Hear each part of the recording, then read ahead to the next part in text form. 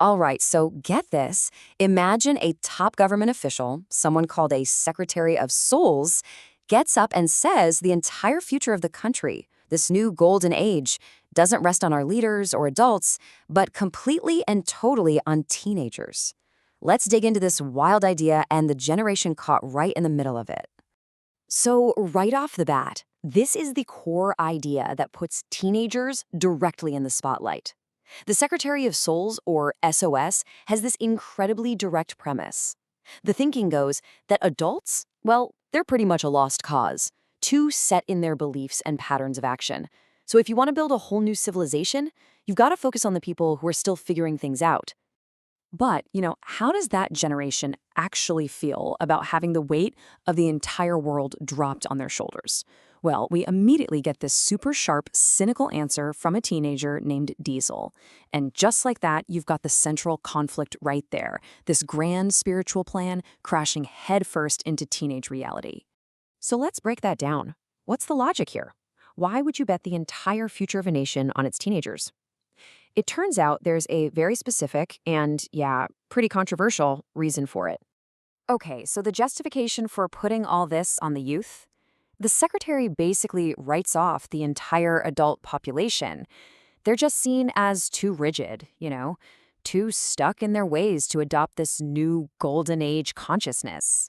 But young people, they're in that sweet spot where they're still forming their ideas and lifestyles, which makes them the only ones who can pull this off.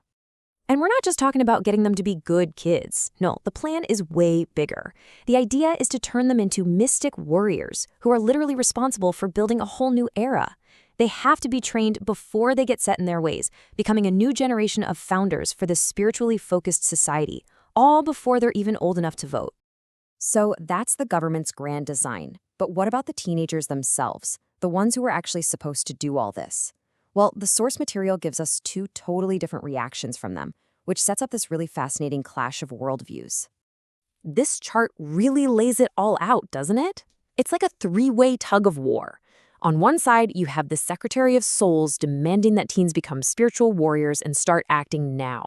Then you've got Diesel, the cynic, who's just like, nope, the world is doomed and we can't do anything about it. And finally, you have Abby, the believer, whose whole approach is to just wait for a savior to show up and fix everything for us.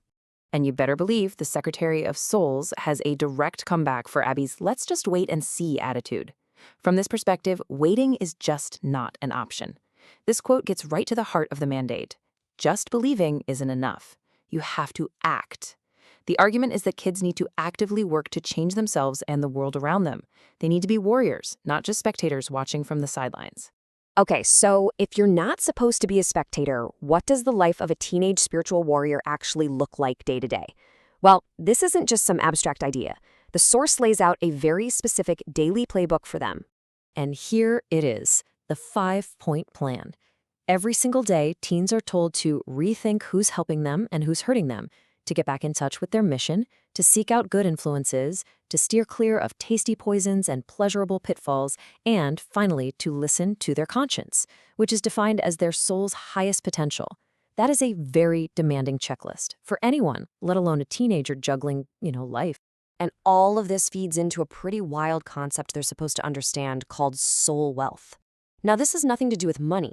It's the idea that everything you create, your art, your social media posts, even the ideas you share, has a lasting karmic impact. It's like you have this mystical bank account, and your creations either add to it or take away from it. And that balance sheet, it sticks with you even after you die. So the stakes here aren't just about high school. They're about a permanent record you're building for your soul. Which brings us to the big question. What's the rush? Why is this whole plan treated like a spiritual emergency? Well, the final part of the source explains the cosmic stakes that are fueling this entire thing. So here's the crucial piece of the puzzle.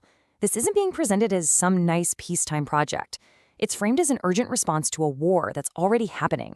The claim is that people are being oppressed mentally, emotionally, and spiritually, and are actively losing a fight against these invisible enemy forces.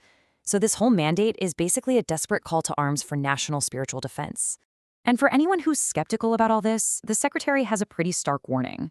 The argument is simple. You don't have to believe in these mystical threats for them to hurt you. It's kind of like gravity. You don't have to believe in it for it to work. So disbelief in things like black magic isn't a shield, it's a vulnerability. And for these teens, getting prepared is presented as the only logical move. And just to show that this idea of a spiritual war isn't totally out of left field, the source material points to this number. It says that the idea of demonic possession isn't some fringe belief. It's something that over half the country thinks is possible. This is used to show that the basic concepts behind this unseen war already have a strong foothold in the culture. And in the end, that leaves us with the massive question at the heart of all this.